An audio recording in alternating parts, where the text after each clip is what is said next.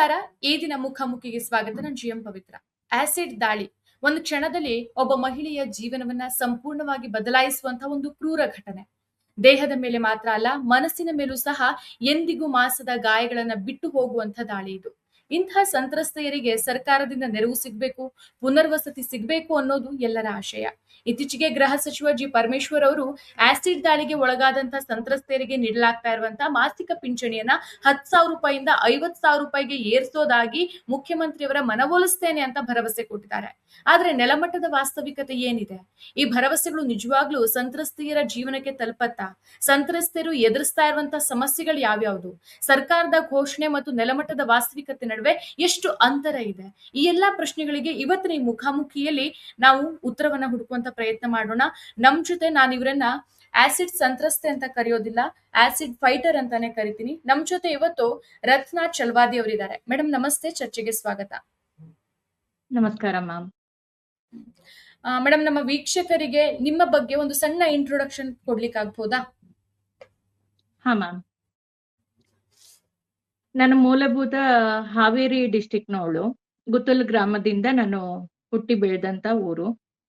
ನನ್ ಬದುಕು ಹೇಗಿತ್ತು ಅಂದ್ರೆ ಬಡತನದಲ್ಲೇ ಹುಟ್ಟಿ ಬೆಳೆದಂತ ಹುಡುಗಿ ನಾನು. ಸೊ ನನ್ನ ಕುಟುಂಬದ ಪ್ರತಿಯೊಂದೊಂದು ಪರಿಚಯ ಕೂಡ ಬಡ ಕುಟುಂಬದಲ್ಲೇ ಬೆಳೆದಂತವಳು. ದುಡಿಯೋಕೆ ಅಂತ ಬೆಂಗಳೂರಿಗೆ ಬಂದೆ. ಅಲ್ಲಿ ಬೇರೆ ರೀತಿಯಲ್ಲಿ ನನ್ಗೆ ಬೇರೆಯವರು ಇಷ್ಟ ಪಡ್ತಾ ಇದ್ದೀನಿ, ಹಾಗೆ ನನ್ಗೆ ನಿನ್ ಬಿಟ್ರೆ ಬದುಕೋಕ್ಕಾಗಲ್ಲ, ಈ ತರ ಎಲ್ಲ ಹೇಳ್ಬಿಟ್ಟು ಅವರು ಕೂಡ ಬೇರೆಯವ್ರನ್ನ ಇಷ್ಟ ಪಡ್ತಾ ಇದ್ರು. ಬೇರೆ ಹುಡುಗಿ ಜೊತೆ, ಸೊಸೆ ಜೊತೆಗೂ ಕೂಡ ಕಾಂಟ್ಯಾಕ್ಟ್ ಇತ್ತು. ಬಟ್ ಅಲ್ಲೂ ಕೂಡ ಲಿಂಕ್ ಇಟ್ಕೊಂಡು ಈ ಕಡೆ ನನ್ ಜೊತೆಗೂ ಕೂಡ ಇದ್ ಮಾಡ್ತಾ ಇದ್ರು. ಬಟ್ ನನ್ ಮದ್ವೆ ಆಗಿ ಆಲ್ರೆಡಿ ನನ್ ಮಗು ಜೊತೆ 2 ವರ್ಷ ಮಗುನ ಕರ್ಕೊಂಡು ಬೆಂಗಳೂರಿಗೆ ಬಂದಂತ ಹುಡುಗಿ. ಸೊ ನನ್ ಮಗು ಇದೆ ಜೀವನ ಮಾಡೋಕೆ, ನನಗ್ ಇನ್ನೊಬ್ರ ಅಗತ್ಯ ಇಲ್ಲ. ನನ್ ಮಗುನೇ ಮುಖ್ಯ, ನನ್ ಮಗುಗೋಸ್ಕರ ನಾನ್ ಬದುಕ್ಬೇಕು ಅನ್ನೋದು ನಂದು. ಆದ್ರೆ ಈ ವಿಷಯದಲ್ಲಿ ಇಲ್ಲ, ನನ್ಗೆ ಆ ಹುಡ್ಗಿಗಿಂತ ನಾನ್ ನಿನ್ನನ್ನ ಇಷ್ಟ ಪಡ್ತೀನಿ, ನಿನ್ ಮಗುನು ಕೂಡ ನನ್ ಮಗು ಅಂತ ನಾನು ಒಪ್ಕೋತೀನಿ ಅನ್ನೋ ಭರವಸೆ ಮೇಲೆ ಜೀವನ ಮಾಡ್ತೀವಿ ಅಂತ ಒಪ್ಕೊಂಡ್ವಿ. ಆದ್ರೆ ಆ ಹುಡ್ಗನ್ಗೆ ಅದ್ ಏನ್ ಬಂತು ಅಂತ ಗೊತ್ತಿಲ್ಲ. ಸಡನ್ಲಿ 5 ಲೀಟ್ರು ಆಸಿಡ್ ಕ್ಯಾನ್ ತಂದು ಬೆಳಗಿನ ಜಾವ 5 ಗಂಟೆಗೆ ಎದ್ಬಿಟ್ಟು ತಲೆಯಿಂದ ಸುರ್ದು 86% ನಂಗೆ ಬರ್ನ್ ಆಗಿರೋದು ಮ್ಯಾಮ್. ಹಾಸ್ಪಿಟ್ಲಿಗೆ ವಿಕ್ಟೋರಿಯಾಗೆ ಸೇರಿದ್ರೆ ಅವತ್ತು ಅವನು ಕಾರು ಡ್ರೈವರ್ ಆಗಿರೋದ್ರಿಂದ ಅವನಿಗೆ ಈಸಿಯಾಗಿ ಸಿಗುತ್ತೆ ಆಸಿಡ್. ಬೇರೆಯವ್ರಿಗೆ ಹೇಗ್ ಸಿಕ್ತು ಹೇಗಿಲ್ಲ ನಂಗೆ ಅಷ್ಟೊಂದ್ ಮಾಹಿತಿ ಇಲ್ಲ. ಸೊ ಈ ವ್ಯಕ್ತಿಗೆ ಕಾರ್ ಡ್ರೈವರ್ ಅನ್ನೋ ರೀಸನ್ಗೆನೆ ಅವನಿಗೆ ಪ್ಯೂರ್ ಆಸಿಡ್ ಸಿಕ್ಕಿರೋ ಕಾರಣಕ್ಕೆ ಇವತ್ತು ಈ ಪರಿಸ್ಥಿತಿ ನಂಗಾಗಿದೆ. ನನ್ ಜೀವನ ಹೇಗಿತ್ತು ಅಂದ್ರೆ ಈ ಕಡೆ ಬದುಕೋಕ್ ಆಗ್ತಾ ಇಲ್ಲ, ಆ ಕಡೆ ಸಾಯೋಕ್ ಆಗ್ತಿಲ್ಲ. ಇರೋದು ಒಂದ್ ಮಗು. ಆ ಮಗುನ ನಾನ್ ಅಪ್ಕೋಬೇಕು. ಆ ಸಾವು ಬದುಕಿನ ಮಧ್ಯ ನಾನು ಹೋರಾಡ್ಬೇಕು ಅಂದ್ರು ಕೂಡ ತಲೆಯಲ್ಲಿ ಓಡ್ತಾ ಇರೋದು ಒಂದೇ ಯೋಚನೆ, ಬಡತನದಲ್ಲೇ ನಾನು ಹುಟ್ಟಿ ಬೆಳೆದಂತವಳು.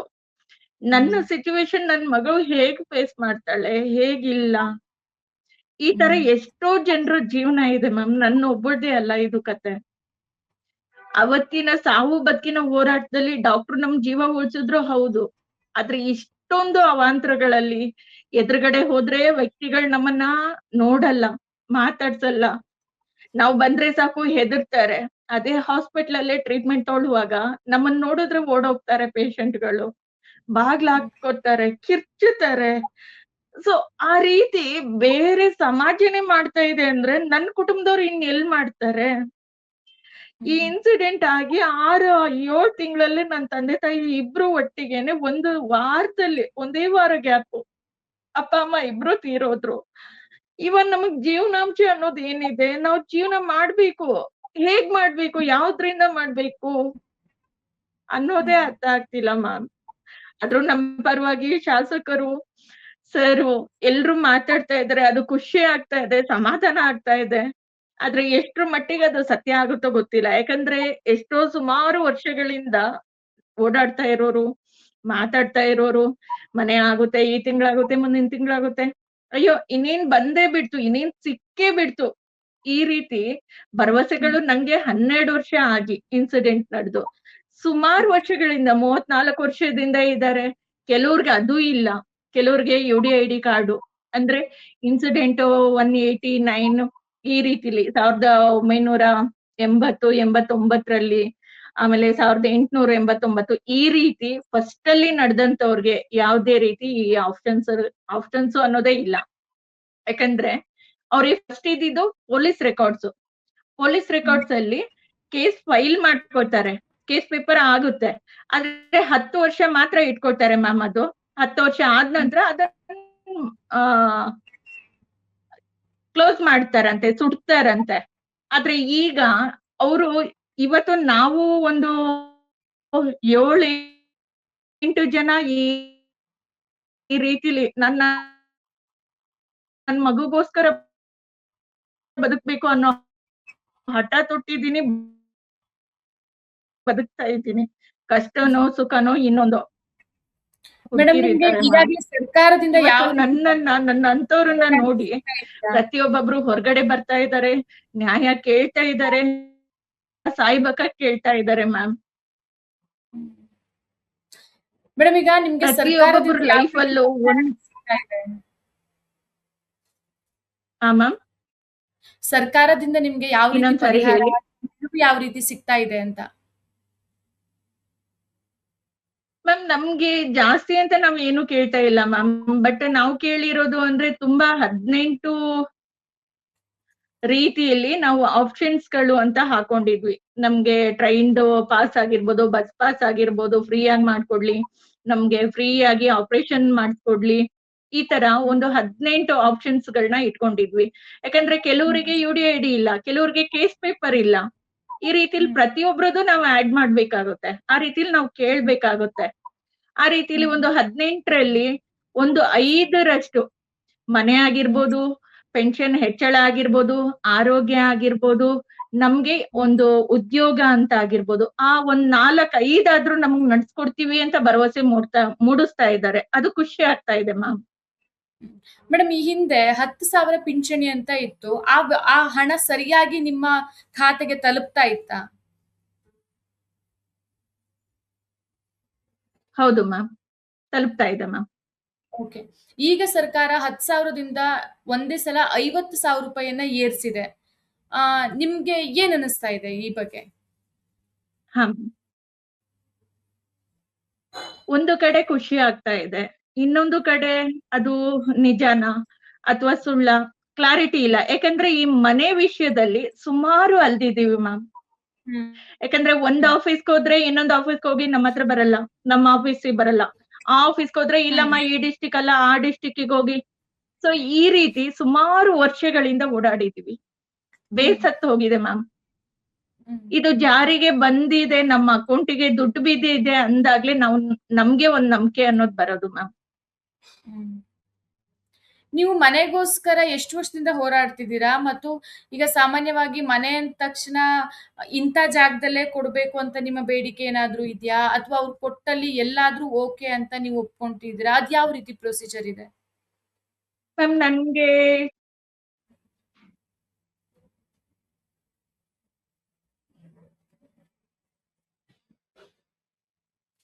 ಹಲೋ. ಹಾ ಮೇಡಮ್, ನನ್ನ ಧ್ವನಿ ತಲುಪ್ತಾ ಇದೆಯಾ? ಹಲೋ. ಹಾ ಮೇಡಮ್, ನಿಮ್ ವಾಯ್ಸ್ ನನಗೆ ಕೇಳಿಸ್ತಾ ಇದೆ. ನನ್ನ ವಾಯ್ಸ್ ನಿಮ್ಗೆ ಕೇಳ್ತಾ ಇದೆಯಾ? ಹಾ ಮ್ಯಾಮ್, ಈಗ ಹೇಳಿ. ಅದು ಕ್ವಶನ್ ಅರ್ಥ ಆಗಿಲ್ಲ ಮ್ಯಾಮ್. ಓಕೆ, ಮನೆ ವಿಚಾರ ಅಂತ ಬಂದ್ರೆ ನೀವು ಎಷ್ಟು ವರ್ಷದಿಂದ ಮನೆಗೋಸ್ಕರ ಹೋರಾಟ ಮಾಡ್ತಿದ್ದೀರಾ? ಸರ್ಕಾರ ಎಷ್ಟು ವರ್ಷದಿಂದ ಇದನ್ನ ಹಾಗೇನೆ ತಳ್ಕೊಂಡ್ ಬಂದಿದೆ? ಮ್ಯಾಮ್, ಈ ಇನ್ಸಿಡೆಂಟ್ ಆಗೋಕ್ಕೂ ಮುಂಚೆನೂ ಕೂಡ ನಾನು ಬಡ ಕುಟುಂಬದಲ್ಲಿ ಹುಟ್ಟಿದೀನಿ ಅಂತ ಹೇಳ್ದೆ ಮ್ಯಾಮ್. ಸೊ ಆ ಚಿಕ್ಕ ಏಜ್ ಅಲ್ಲೂ ಕೂಡ 8ರಿಂದ 9 ವರ್ಷದಿಂದ ನಾನು ಹೋರಾಡ್ತಾ ಇದ್ದೀನಿ ಮ್ಯಾಮ್. ಆಗ ನಾನು ನಾರ್ಮಲ್ ಆಸಿಡ್ ಸರ್ವೈವರ್ ಆಗಿದ್ದಿಲ್ಲ. ಆಗ್ಲೂ ಕೂಡ ನನ್ಗೆ ಮನೆ ಅನ್ನೋದು ಸಿಕ್ಕಿಲ್ಲ ಮ್ಯಾಮ್. ಯಾಕಂದ್ರೆ ಆಗ ನನ್ನ ಹತ್ರ ಡಾಕ್ಯುಮೆಂಟ್ಸ್ ಅನ್ನೋದು ಯಾವ್ದು ಇದ್ದಿಲ್ಲ. ಆದ್ರೆ ಇವತ್ತಿದೆ. ಈ ಇನ್ಸಿಡೆಂಟ್ ಆಗಿ 12 ವರ್ಷ ನಂಗೆ ಏನೇ ಇಲ್ಲ ಅಂದ್ರು 10 ವರ್ಷದಿಂದ ಈ ಮನೆಗೋಸ್ಕರ ಹೋರಾಡ್ತಾ ಇದ್ದೀನಿ ಮ್ಯಾಮ್. ಕೆಲವರು 30 ವರ್ಷಗಳಿಂದ, ಕೆಲವರು 20 ವರ್ಷಗಳಿಂದ, ಕೆಲವರು 15 ವರ್ಷಗಳಿಂದ ಹೋರಾಡ್ತಾ ಇದ್ದಾರೆ ಮ್ಯಾಮ್. ಆದ್ರೂ ಅವ್ರಿಗಿನ್ನು ಸರ್ಕಾರದ ಕಡೆಯಿಂದ ಯಾವುದೇ ರೀತಿ ಮನೆಯ ಸೌಲಭ್ಯ ಸಿಕ್ಕಿಲ್ಲ. ಇಲ್ಲ ಮ್ಯಾಮ್, ಈ ಮಂತ್ ಅಲ್ಲಿ ಆಗುತ್ತೆ, ಈ ಇಯರ್ ಅಲ್ಲಿ ಆಗುತ್ತೆ. ಅದು ಒಂದು ಹೇಳ್ತಾ ಇದಾರೆ, ಅದು ಒಂದು ಹೇಳ್ಬಿಟ್ಟು ಕಳಿಸ್ತಾ ಇದಾರೆ ಹೊರತು ಬೇರೆ ಯಾವ್ದು ನಮ್ದೇ ಆದಂತ ಮನೆ ಅನ್ನೋದನ್ನ ಕೊಟ್ಟು ನಾವ್ ಅಲ್ಲಿ ಮುಂದೆ ಹೆಜ್ಜೆ ಇಡ್ತಾ ಇದೀವಿ ಅನ್ನೋ ಯಾವುದೇ ಭರವಸೆ ಇನ್ನ ಸಿಕ್ಕಿಲ್ಲ ಮ್ಯಾಮ್. ಮೇಡಮ್, ಸರ್ಕಾರಕ್ಕೆ ನಿಮ್ಮ ಕಡೆಯಿಂದ ಯಾವ್ಯಾವ ರೀತಿ ಬೇಡಿಕೆಗಳಿದೆ? ಮ್ಯಾಮ್ ಇವಾಗ ಅವ್ರು ಮಾತಾಡಿರೋ ರೀತಿಲಿ ನಮ್ಗೆ ಅಷ್ಟಾದ್ರೂ ಸಾಕು ಮ್ಯಾಮ್. ಒಂದು ನೆಮ್ಮದಿಯ ಜೀವನ ನಾವ್ ಮಾಡ್ತೀವಿ. ಮನ್ಸ್ಫೂರ್ತಿಯಾಗಿ ನಾವ್ ಮಾಡದೇ ಇದ್ರು ನಮ್ಮ ಮಕ್ಕಳಿಗಾಗಿ, ನಮ್ಮ ಕುಟುಂಬಕ್ಕಾಗಿ ನಾವು ಜೀವನ ಮಾಡ್ಬೋದು, ಕಟ್ಕೊಳ್ತೀವಿ ಮ್ಯಾಮ್ ನಮ್ ಜೀವನಾನ. ಮೇಡಮ್, ಈಗ ನೀವ್ ಆಗ್ಲೇ ಹೇಳಿದ್ರಿ ನಿಮ್ಗೆ ಒಂದು ಮಗು ಇದೆ ಅಂತ. ಈಗ ನಿಮ್ಮ ಜೀವನಕ್ಕೆ ಹೌದು ಏನ್ ma'am. ಮಾಡ್ಕೊಂಡಿದ್ದೀರಿ? ಮ್ಯಾಮ್ ಸದ್ಯಕ್ಕೆ ನಾನ್ ನನ್ ಮಗುನ ಬೆಳೆಸ್ಬೇಕು ಅನ್ನೋ ಒಂದು ರೀಸನ್ಗೋಸ್ಕರ ಹ್ಯಾಂಡ್ ಮೇಡ್ ಥ್ರೆಡ್ ಬ್ಯಾಂಗಲ್ಸ್ ಅಂತ ಬಂತು ಮ್ಯಾಮ್. ಹ್ಮ್. ಆಲ್ರೆಡಿ ಸುಮಾರು 4-5 ವರ್ಷನೇ ಆಯ್ತು, ಅಥವಾ 6-7 ವರ್ಷ ಆಯ್ತು ನಾನ್ ಸ್ಟಾರ್ಟ್ ಮಾಡಿ. ಆದ್ರೆ ಇವಾಗ ಥ್ರೆಡ್ ವರ್ಕ್ ಹೋಗ್ತಾ ಇಲ್ಲ ಮ್ಯಾಮ್, ವ್ಯಾಪಾರ ಆಗ್ತಾ ಇಲ್ಲ. ಸ್ಟಾರ್ಟ್ ಮಾಡಿದ್ದು ಥ್ರೆಡ್ ವರ್ಕ್ ಇಂದ bangles, earrings, anklets, bracelets something ಈ ತರ ನಾನು ಹ್ಯಾಂಡ್ ಮೇಡ್ ಇಂದ ಮಾಡ್ಬಿಟ್ಟು ವ್ಯಾಪಾರ ಮಾಡ್ತಾ ಇದ್ದೆ. ಸೊ ಈ ರೀತಿಲಿ ಮಾಡ್ತಾ ಇರುವಾಗ ಥ್ರೆಡ್ ಕ್ಯಾನ್ಸಲ್ ಆಗ್ತಾ ಇರೋದ್ರಿಂದ ಯಾರು ವ್ಯಾಪಾರ ಆಗ್ತಾ ಇಲ್ಲ, ಯಾರು ತಗೊಳ್ತಾ ಇಲ್ಲ. ಅದಕ್ಕೋಸ್ಕರ ಹೋಲ್ಸೇಲ್ ಅಲ್ಲಿ ಐಟಮ್ ತಂದ್ಬಿಟ್ಟು ನಾನು ಮೂವ್ ಆಗ್ತಾ ಇದ್ದೀನಿ ಮ್ಯಾಮ್, ಮಾರ್ತಾ ಇದ್ದೀನಿ. ಈಗ ನಿಮ್ಗೆ ಈ ರೀತಿ ಏನಾದ್ರು ಸಣ್ಣ ಪುಟ್ಟ ಬಿಸ್ನೆಸ್ ಮಾಡ್ಬೇಕು ಅಂತಂದ್ರೆ ಸರ್ಕಾರದ ಕಡೆಯಿಂದ ಏನಾದ್ರು ಸಾಲದ ಸೌಲಭ್ಯ ಆಗಿರ್ಬಹುದು, ಏನಾದ್ರು ಸಬ್ಸಿಡಿ ವ್ಯವಸ್ಥೆ ಆ ತರದ್ ಏನಾದ್ರು ಇದೆಯಾ ಯೋಜನೆಗಳು? ಸಿಕ್ಕಿದೆ ಮ್ಯಾಮ್. ಗೆಳತಿ ಯೋಜನೆ ಅಡಿ ಒಂದು ಇಷ್ಟು ಜನಕ್ಕೆ ಅನ್ನೋ ಕ್ಲಾರಿಟಿ ನಂಗಿಲ್ಲ ಮ್ಯಾಮ್. ನಮ್ಮ ಗ್ರೂಪ್ ಅಲ್ಲಿ ಇರೋದು 38 ಜನ. ಅದ್ರಲ್ಲಿ ಸಿಕ್ಕಿರೋದು ಒಂದು 10 ಜನಕ್ಕೋ 15 ಜನಕ್ಕೋ ಕ್ಲಾರಿಟಿ ಇಲ್ಲ. ಯಾಕಂದ್ರೆ ತಗೊಂಡ ಹುಡುಗಿರು ಕೆಲವರು ನಮ್ಗೆ ಬೇಕಾದಂತವ್ರು ಹೌದು ನನ್ಗೂ ಸಿಕ್ಕಿದೆ ಅನ್ನೋರು ಇದ್ದಾರೆ. ಕೆಲವರು ಇಲ್ಲ ನನಗ್ ಸಿಕ್ಕಿಲ್ಲ ಅಕ್ಕ, ನನ್ಗೂ ಸಿಕ್ಕಿಲ್ಲ ಅಕ್ಕ ಅನ್ನೋಂತವ್ರು ಇದ್ದಾರೆ. ಸೊ ಆ 38 ಜನರಲ್ಲಿ ಎಷ್ಟು ಜನಕ್ಕೆ ಆಗಿದೆ, ಎಷ್ಟು ಜನಕ್ಕೆ ಇಲ್ಲ ಅನ್ನೋ ಕ್ಲಾರಿಟಿ ನಂಗಿಲ್ಲ ಮ್ಯಾಮ್. ಮೇಡಮ್, ಈಗ ಅದು ಕೊಟ್ಟಿರೋದು 5 ಲಕ್ಷ. 5 ಲಕ್ಷ ರೂಪಾಯಿ. ಮ್ಯಾಮ್ 5 ಲಕ್ಷ ರೂಪಾಯಿ ಕೊಟ್ರು ಮ್ಯಾಮ್ ಸಬ್ಸಿಡಿ. 2.5 ಲಕ್ಷ ರೂಪಾಯಿ ಕಟ್ಬೇಕು, 2.5 ಲಕ್ಷ ರೂಪಾಯಿ ಫ್ರೀ ಅಂತ ಕೊಟ್ಟಿದ್ದು ಮ್ಯಾಮ್. ಆ ಟೈಮ್ ಅಲ್ಲಿ ನಮ್ಗೆ ಎಲ್ರು ಹೇಳಿರೋದು 5 ಲಕ್ಷ ನಾವು ಕೊಟ್ಟಿದ್ವಿ, 5 ಲಕ್ಷದ ವ್ಯಾಪಾರನೇ ನೀವು ಮಾಡ್ಬೇಕು, ಸಣ್ಣ ಪುಟ್ಟ ಅಂಗಡಿ ಹಾಕೊಳ್ಳೋ ಹಾಗಿಲ್ಲ, 5 ಲಕ್ಷದ ಬಿಲ್ಲೇ ನಮಗ್ ತಂದು ತೋರ್ಸ್ಬೇಕು, ಈ ರೀತಿ ಎಲ್ಲ ಮಾಡಿದ್ರು ಮ್ಯಾಮ್. ಕೆಲವರು ಹೊಸಬ್ರು ಅದನ್ನ ಮಾಡ್ಕೊಂಡ್ರು, 5 ಲಕ್ಷ, 4.5 ಲಕ್ಷ, 3.5 ಲಕ್ಷ ಇನ್ವೆಸ್ಟ್ಮೆಂಟ್ ಮಾಡಿ ಕೆಲವ್ರು ಕೈ ಸುಟ್ಕೊಂಡಿದ್ದಾರೆ. ಇವತ್ತು ವರ್ಷ ಆಗಿಲ್ಲ ಮ್ಯಾಮ್, ಅದು ಅಂಗಡಿ ಓಪನ್ ಮಾಡಿ 1-1.5 ವರ್ಷ, 2 ವರ್ಷ ಆಯ್ತು ಮ್ಯಾಮ್ ನಮಗ್ ಲೋನ್ ಬಂದು. ಆ 2 ವರ್ಷದಲ್ಲಿ 1-1.5 ವರ್ಷನೂ ಅವರು ಕೂಡ ಓಪನ್ ಮಾಡ್ಲಿಲ್ಲ ಅಂಗಡಿನ. ಯಾಕಂದ್ರೆ ವ್ಯಾಪಾರ ಆಗ್ತಾ ಇಲ್ಲ, ಎಲ್ಲ ಆನ್ಲೈನ್ ಅಲ್ಲಿ ಸಿಗ್ತಾ ಇದೆ. ಇನ್ ಅಂಗಡಿಗೆ ಬಂದು ತಗೊಳ್ಳೋರು ಎಲ್ಲಿದ್ದಾರೆ? ಇಲ್ಲಿ ಕೊಟ್ಟಿರೋ 5 ಲಕ್ಷನು ಇನ್ವೆಸ್ಟ್ ಮಾಡಿದಾಗ ಪೆನ್ಷನ್ ಬರ್ತಾ ಇರೋ ದುಡ್ಡಲ್ಲಿ ನಾವು ಸಬ್ಸಿಡಿ ಅಂತ ಕಟ್ತಾ ಇದೀವಿ ಮ್ಯಾಮ್. 2.5 ಲಕ್ಷ ನಾವು ಕಟ್ಬೇಕಾಗಿರೋದನ್ನ ನಾವು ಮಂತ್ಗೂ ಇಷ್ಟಿಷ್ಟು ಅಂತ ಕಟ್ತಾ ಇದೀವಿ. ಸೊ ಅಲ್ಲಿಗೆ ನಮ್ದು ಅಂತ ದುಡ್ದಿರೋದು ಏನ್ ಸಿಕ್ತು? ಪೆನ್ಷನ್ ಬರ್ತಾ ಇರೋದನ್ನ 7,000 ಅಲ್ಲಿ ಕಟ್ಟಿದ್ರೆ 3,000 ನಮ್ಗೆ ಉಳಿಯುತ್ತೆ. ಅದ್ರಲ್ಲಿ ಬಾಡಿಗೆ ಕಟ್ಟೋಣ, ಅಥವಾ ಮನೆಗ್ ಸಾಮಾನ್ ತೊಗೊಳೋಣ, ಅಥವಾ ನಮ್ ಹೆಲ್ತ್ ನೋಡ್ಕೊಳ್ಳೋಣವಾ? ಯಾವ್ದ್ ಮಾಡೋಣ ಹೇಳಿ? ಕೆಲವರು ಮನೆ ಬಾಡಿಗೆಲ್ಲಿದ್ದಾರೆ, ಕೆಲವರು ಲೀಸ್ ಅಲ್ಲಿ ಇದ್ದಾರೆ. ನಿಮ್ಗೆ ಕುಟುಂಬದಿಂದ ಯಾವ ಇದ್ರೆ ನಾವು ನಮ್ ಜೀವನನ ಹೇಗ್ ರೂಪಿಸ್ಕೊಳ್ಳೋದು? ವಾಯ್ಸ್ ಬ್ರೇಕ್ ಆಗ್ತಾ ಇದೆ ಮ್ಯಾಮ್. ಮೇಡಮ್, ಇಂಥ ಸಮಯದಲ್ಲಿ ನಿಮ್ಗೆ ಕುಟುಂಬದಿಂದ ಯಾವ ರೀತಿ ಸಪೋರ್ಟ್ ಸಿಕ್ತು?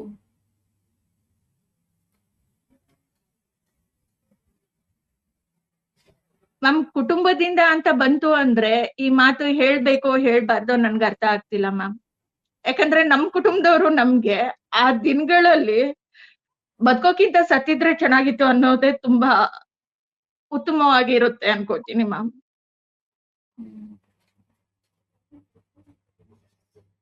ಯಾಕಂದ್ರೆ ನಮ್ಮವರೇ ನಮ್ಗೆ ಆ ಟೈಮ್ ಅಲ್ಲಿ, ಆ ಸಿಚುವೇಶನ್ ಅಲ್ಲಿ ಕೆಲವರು ಶ್ರೀಮಂತರಾಗಿದ್ರೆ ಹೌದು ನನಗ್ ದುಡ್ಡಿದೆ, ನನ್ ಮಗಳು ಬೇಕು ಅನ್ನೋಂಥವ್ರು ಬದುಕ್ಸ್ಕೊಡ್ತಾರೆ, ಉಳಿಸ್ಕೊಡ್ತಾರೆ, ಸಪೋರ್ಟ್ ಮಾಡ್ತಾರೆ. ಬಟ್ ಬಡತನದಲ್ಲಿ ಹುಟ್ಟಿದಂತವ್ರಿಗೆ ಅವ್ರ ಜೀವನ ಕಟ್ಕೊಳ್ಳೋದೇ ಅವ್ರಿಗೆ 7-11 ಆಗಿರುತ್ತೆ. ನಮ್ಮನ್ನ ಎಲ್ಲಿಂದ ನೋಡ್ತಾರೆ ಮ್ಯಾಮ್? ಹೌದು. ಎತ್ತಿರೋ ಮಕ್ಕಳು ಕೂಡ ಇವತ್ತು ದುಡ್ಡು ಅಂತ ಆಸೆ ಪಡ್ತಾ ಇದ್ದಾರೆ ಹೊರತು ತಾಯಿನ್ ನೋಡ್ತಾ ಇಲ್ಲ ಮ್ಯಾಮ್. ಇದೇ ನಮ್ಮ ಆಸಿಡ್ ಸರ್ವೈವರ್ ಅಲ್ಲೇ ಒಬ್ರದು ಇಬ್ರದು ಈ ಇನ್ಸಿಡೆಂಟ್ ಇದೆ ಮ್ಯಾಮ್. ಇನ್ನ ಬೇರೆಯವ್ರದ್ದು ಸುಮಾರು ಜನರು ಫ್ಯಾಮಿಲಿಯಿಂದ ನೋಡ್ತಾ ಇದ್ರೆ, ಕೆಲವರಿಗೆ ಫ್ಯಾಮಿಲಿ ಸಪೋರ್ಟ್ ಇದೆ, ಕೆಲವರಿಗೆ ಇಲ್ಲ, ಕೆಲವ್ರಿಗೆ ಅವ್ರ ಮಕ್ಕಳೇ ಅವ್ರ ಜೀವನ, ಬದುಕು, ದಾರಿ ದೀಪ ಎಲ್ಲಾನು ಅವ್ರ ಮಕ್ಕಳಾಗಿರ್ತಾರೆ. ಅದನ್ ಬಿಟ್ರೆ ಇನ್ ಕೆಲವರಿಗೆ ಜೀವನನು ಬೇಡ, ಯಾವ್ದು ಬೇಡ, ನಮ್ಗೆ ನಾವ್ ಏನಕ್ ಬದುಕಿರ್ಬೇಕು, ಅವತ್ತೇ ಸತ್ತೋಗಿದ್ರೆ ಎಷ್ಟೋ ಚೆನ್ನಾಗಿರ್ತಿತ್ತಲ್ವಾ. ಇದೆಲ್ಲ ನೋಡ್ತಾ ಇದ್ದಿಲ್ವಲ್ಲ, ನಮ್ಮ ಕುಟುಂಬದವ್ರೆ, ನಮ್ಮ ಓಡಾಡ್ತವ್ರೆ ನಮ್ಗೆ ಈ ತರ ಅಂತ ಇದ್ದಿಲ್ವಲ್ಲ. ಈ ಪ್ರಪಂಚ ನಮ್ಮನ್ನ ಇಷ್ಟು ಬೇಜಾರಲ್ಲಿ ನಮ್ಮನ್ನ ನೋಡ್ತಾ ಇದ್ದಿಲ್ಲ, ಓಡ್ ಹೋಗ್ತಾ ಇದ್ದಿಲ್ಲ. ಈ ತರ ನಾನಾ ರೀತಿ ಅನ್ನಿಸ್ತುತ್ತೆ ಮ್ಯಾಮ್. ಮೇಡಮ್, ಈಗ ಕರ್ನಾಟಕದಲ್ಲಿ ಸುಮಾರು ಎಷ್ಟು ಜನ ಈ ರೀತಿ ಆಸಿಡ್ ದಾಳಿಗೆ ತುತ್ತಾದವರಿದ್ದಾರೆ? ಮ್ಯಾಮ್ ಇದ್ರ ಬಗ್ಗೆ ಕ್ಲಾರಿಟಿ ನನ್ಗೂ ಕೂಡ ಇಲ್ಲ. ಯಾಕಂದ್ರೆ ಕ್ಲಾರಿಟಿ ಇಲ್ದೇನೆ ನಾನ್ ಮಾತಾಡಿದ್ರು ತಪ್ಪಾಗುತ್ತೆ. ಮಹಿಳಾ ಆಯೋಗದಿಂದ ಸಿಕ್ಕಿರೋದು ನಂಗೆ 59 ಜನ. ಕರ್ನಾಟಕ ಮಹಿಳಾ ಆಯೋಗದಿಂದ ಸಿಕ್ಕಿರೋದು 89 ಏನೋ 79. ಬಟ್ ಈ ಲೋನ್ಗೋಸ್ಕರ 5 ಲಕ್ಷ ಲೋನ್ಗೋಸ್ಕರ ಸಿಕ್ಕಂತವ್ರು 54 ಜನ ಮ್ಯಾಮ್. ಓಕೆ. ಸೊ ಇದ್ರಲ್ಲಿ ಎಲ್ರೂ ಪರಿಚಯ ನಂಗಿಲ್ಲ. ಬಟ್ ಯಾರನ್ನೇ ನಮ್ಗೆ ಡೀಟೇಲ್ಸ್ ಕೊಡಿ ಅಂದ್ರೆ ನಮಗ್ ಯಾರು ಪರ್ಸನಲ್ ಡೀಟೇಲ್ಸ್ ಕೊಡಲ್ಲ ಮ್ಯಾಮ್. ಸರಿ. ಓಕೆ ಮೇಡಮ್, ಈಗ ಕೊನೆಯದಾಗಿ ಸರ್ಕಾರಕ್ಕೆ ನೀವೇನಾದ್ರೂ ಮನವಿ ಮಾಡ್ಬೇಕು ಅಂತ ಅನ್ಕೊಂಡ್ರೆ ನಿಮ್ಮೆಲ್ಲರ ಪರವಾಗಿ ಏನ್ ಹೇಳೋಕ್ ಇಷ್ಟಪಡ್ತೀರಾ? ಪ್ರತಿಯೊಬ್ಬೊಬ್ಬರ ಜೀವನದಲ್ಲೂ ನಮ್ಮ ಒಂದು ಇದ್ರಲ್ಲಿ ನರ್ಕ ಅನ್ನೋದನ್ನ ಜೀವಂತವಾಗಿ ಇದ್ಕೊಂಡು ಪ್ರತಿ ಕ್ಷಣನೂ ಅನುಭವಿಸ್ತಾ ಇದೀವಿ ಮ್ಯಾಮ್. ಅದನ್ನ ಅವ್ರು ಅರ್ಥ ಮಾಡ್ಕೊಳ್ತಾ ಇದ್ದಾರೆ, ನಮ್ ಪರವ ಮಾತಾಡ್ತಾ ಇದ್ದಾರೆ, ಅದು ಖುಷಿ ಆಗ್ತಾ ಇದೆ, ಸಮಾಧಾನ ಆಗ್ತಾ ಇದೆ, ಅದು ಖುಷಿ ಪಡ್ತಾ ಇದ್ದೀನಿ ಮ್ಯಾಮ್. ನಾನೇ ಅಂತಲ್ಲ, ನನ್ ಟೀಮ್ ಅವರು ಕೂಡ ಮ್ಯಾಮ್. ಓಕೆ, ಸರ್ಕಾರದಿಂದ ಇನ್ನು ಯಾವ ರೀತಿಯ ಭರವಸೆಗಳು ಅಥವಾ ಯಾವ ರೀತಿಯ ನೆರವನ್ನ ನೀವು ಬಯಸ್ತೀರಾ? ಮ್ಯಾಮ್ ನಮ್ಗೆ ಜೀವನ ಪೂರ್ತಿ ನಾವು ಸಾಯೋವರ್ಗುನು ಆಪರೇಷನ್ ಆಗ್ಬೇಕು ಅಂತ ಇದೆ. ಯಾಕಂದ್ರೆ ನಂಗೆ ಉಸಿರಾಟ ಇಲ್ಲ, ಬಾಯಲ್ಲೇ ಉಸಿರಾಡ್ಬೇಕು. 1 ಸ್ಟೆಪ್ 2 ಸ್ಟೆಪ್ ಮೆಟ್ಲು, ಫಸ್ಟ್ ಫ್ಲೋರ್ ಸೆಕೆಂಡ್ ಫ್ಲೋರ್ ಹತ್ತಿದ್ರೆ ಬಾಯಲ್ಲಿ ಅನ್ಬೇಕು ನನ್ ಸ್ಥಿತಿ. ರೈಟ್ ಸೈಡ್ ಏನು ಇಲ್ಲ, ಲೆಫ್ಟ್ ಅಲ್ಲಿ ಒಂದ್ ಕೇಳೋದು. ಈ ತರ ಸಿಚುವೇಶನ್ ನಂದು. ಇನ್ ಬೇರೆಯವ್ರ ಸಿಚುವೇಶನ್ ಬೇರೆ ಬೇರೆ ರೀತಿ ಇದೆ. ಕೆಲವ್ರಿಗೆ ಕಣ್ಣಿಲ್ಲ, ಕೆಲವ್ರಿಗೆ ಈ ಕತ್ತು ಪೂರ ಎಳ್ಕೊಂಡಿದೆ, ಕೆಲವ್ರಿಗೆ ಉಸಿರಾಟ ಇಲ್ಲ, ಕೆಲವ್ರು ಒಂದು ಕಣ್ಣಲ್ಲಿ ಜೀವನ ಮಾಡ್ತಾ ಇದ್ದಾರೆ. ಅವ್ರದ್ದೆಲ್ಲಾ ಸಿಚುವೇಶನ್ ನ ಒಂದು ತಾಯಿ ಕಳ್ಳಾಗಿ ಕೆ ಶಿವಕುಮಾರ್ ಸರ್ ಒಂದ್ ತಾಯಿ ಸ್ಥಾನದಲ್ಲಿ ನಿಂತು ಯೋಚನೆ ಮಾಡಿ ನಮ್ ಪರವ ಮಾತಾಡ್ತಾ ಇದ್ದಾರೆ, ದನಿ ಎತ್ತಾ ಇದ್ದಾರೆ. ಅದು ಖುಷಿ ಆಗ್ತಾ ಇದೆ. ಹಾಗೆ ಈಗ ಏನ್ ಮಾತಾಡಿದಾರೋ ಅಷ್ಟನ್ನು ನಮಗ್ ತಂದ್ಕೊಟ್ರೆ ನಾವು ನೆಮ್ಮದಿಯಿಂದ ಮನ್ಸ್ಫೂರ್ತಿಯಾಗಿ ಜೀವನ ಮಾಡೋಕ್ ಆಗಿಲ್ಲ ಅಂದ್ರು, ಸೌಂದರ್ಯ ಇಟ್ಕೊಂಡು ನಾವ್ ಜೀವನ ಮಾಡೋಕ್ ಆಗಿಲ್ಲ ಅಂದ್ರು, ಈ ಪ್ರಪಂಚದಲ್ಲಿ ನಾನೂ ಒಬ್ಳು, ನನ್ಗೂ ನನ್ ಮಗಳಿದ್ದಾಳೆ, ಮಗಳಿಗೋಸ್ಕರ ನಾನ್ ಬದುಕ್ತೀನಿ ಅನ್ನೋದು ಎಷ್ಟು ಸತ್ಯನೋ ಅದೇ ರೀತಿ ಅವ್ರವ್ರ ಕುಟುಂಬಕ್ಕೋಸ್ಕರ ಆಗಿರ್ಬೋದು, ಅವ್ರವ್ರ ಜೀವನಕ್ಕೋಸ್ಕರ ಆಗಿರ್ಬೋದು ಜೀವನ ಕಟ್ಕೊಳ್ತಾರೆ ಮ್ಯಾಮ್. ಯಾಕಂದ್ರೆ ನಾನ್ ಮದ್ವೆ ಆಗಿದ್ದೀನಿ, ನಂಗ್ ಮಗು ಇದೆ. ಕೆಲವ್ರಿಗೆ ಮದ್ವೆನೂ ಆಗಿಲ್ವಲ್ಲ ಮ್ಯಾಮ್, ಅಂತವ್ರೆಲ್ಲ ಏನ್ ಮಾಡ್ಬೇಕು, ಎಲ್ಲಿಗೆ ಹೋಗ್ಬೇಕು, ಅವ್ರ ಜೀವನ ಹೇಗ್ ಕಟ್ಕೋಬೇಕು? ಓಕೆ ಮೇಡಮ್, ಇಷ್ಟೊತ್ತು ನಮ್ ಜೊತೆ ಜಾಯಿನ್ ಆಗಿದ್ದಕ್ಕೆ ತುಂಬಾ ಥ್ಯಾಂಕ್ಸ್. ನೋಡೋಣ ಮುಂದಿನ ದಿನಗಳಲ್ಲಿ ಸರ್ಕಾರ ಈ ಬಗ್ಗೆ ಯಾವ ರೀತಿ ಕಾಳಜಿಯನ್ನು ವಹಿಸುತ್ತೆ ಅಂತ. Thank you so much madam. ಮತ್ತಷ್ಟು ವಿಶೇಷ ವಿಡಿಯೋಗಳನ್ನು ನೋಡಲು ಮತ್ತು ಹೊಸ ವಿಡಿಯೋಗಳ ಬಗ್ಗೆ ತಿಳಿಯಲು ಈ ದಿನ.com ಯೂಟ್ಯೂಬ್ ಚಾನೆಲ್ ಸಬ್ಸ್ಕ್ರೈಬ್ ಮಾಡಿ ಮತ್ತು ಬೆಲ್ ಐಕಾನ್ ಕ್ಲಿಕ್ ಮಾಡಿ.